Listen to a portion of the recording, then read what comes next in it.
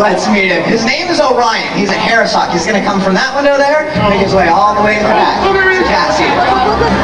They're found in the desert southwest United States. Places like Texas, Arizona, New Mexico. Great places to find a bird like this. And harrisocks, they are unique. Yeah, they're one of the few birds of prey that will actually hunt in family groups. 2 or 3 of these birds team up together, hunt prey they normally couldn't on their own. It can be something up to the size of a jackrabbit. It's a very important strategy too. Because of the harsh desert regions they live in. They need that extra edge.